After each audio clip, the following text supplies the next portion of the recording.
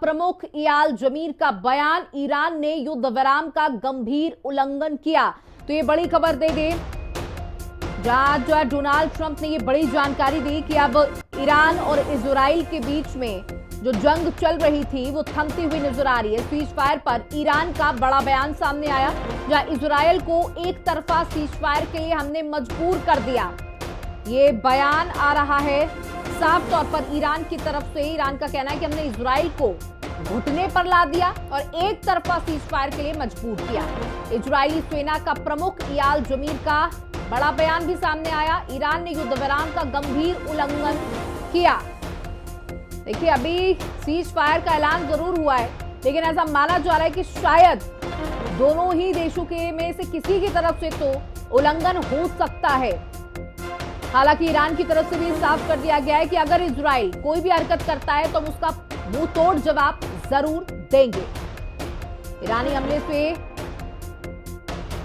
देखिए, जिस तरीके से इजराइल और ईरान दोनों ने ही ताबड़तोड़ प्रहार किए, वार किए एक दूसरे के ऊपर, इससे भारी तबाही दोनों ही देशों में देखी गई और पूरी दुनिया को इस बात की चिंता थी कि कहीं एक विश्व युद्ध की तरफ ये दोनों देश तो नहीं जा रहे। हालांकि अमेरिका ने खुद पहले अटैक जरूर किया था ईरान पर, लेकिन मध्यस्थता कराते हुए माना जा रहा है कतर का और अमेरिका का बड़ा रोल है इस सीज फायर पे।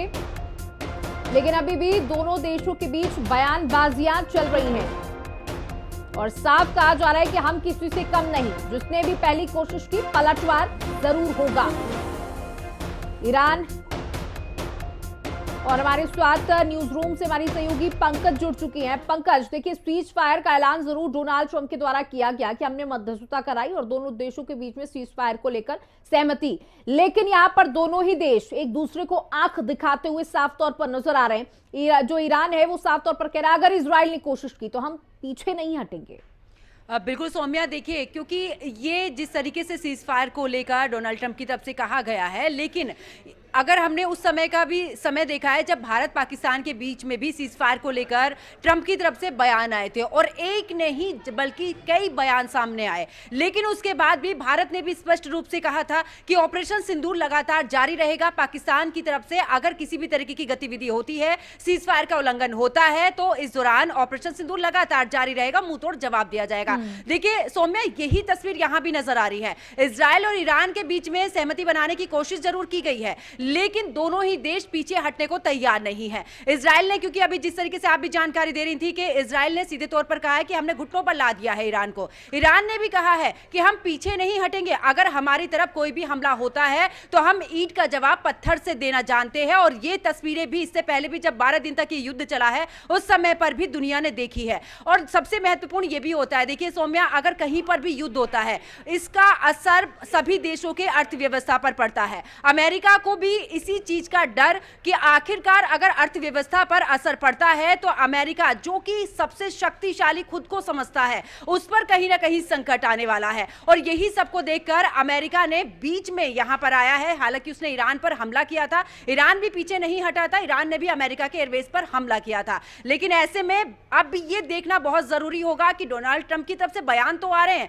लेकिन ये बयान आखिरकार कितने सटीक साबित हो सकते हैं, क्योंकि क्या ईरान इजराइल के बीच में वाकई ही सीज फायर हो चुका है या फिर यहां से एक नए युद्ध की शुरुआत होगी। बिल्कुल पंकज, देखिए, जब आपने भी भारत और पाकिस्तान के बीच जो भी तनातनी हमने कुछ महीनों पहले देखी थी, वैसी स्थिति यहां पर भी नजर आई। और कल रात तक ऐसा माना जा रहा था, क्योंकि जब अमेरिका बैठक कर रहा था ये माना जा रहा था कि शायद कल की सुबह युद्ध से भरी होगी, कि एक बड़ा युद्ध होगा दोनों देशों के बीच में, लेकिन सीज फायर की खबर सामने आई।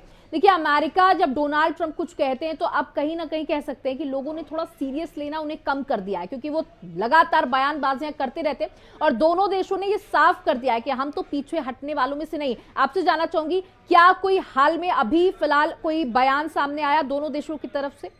देखिए अभी सौम्या फिलहाल ऐसा कोई बयान नहीं है, लेकिन सिर्फ हाँ ये जरूर है क्योंकि इजराइल ने जिस तरीके से कहा है कि ईरान ने हमला किया है, सीज फायर का उल्लंघन किया है, और यही वजह है कि ये युद्ध में आगे की स्थिति जो है वो स्पष्ट नहीं हो सकती है कि आखिरकार क्या होगा, क्योंकि कोशिश सभी की यही है कि सीज फायर हो। इसको लेकर अगर मैं भारतीयों की तरफ से कहूं तो इजरान विशेषज्ञों के भी बयान सामने आए। उन्होंने कहा कि बिल्कुल देखिए युद्ध होना बिल्कुल सही नहीं है क्योंकि इसका असर बाकी देशों पर भी पड़ता है। लेकिन सौम्या बहुत जल्दबाजी हो गया अगर हम ये कहें कि सीज फायर हो चुका है।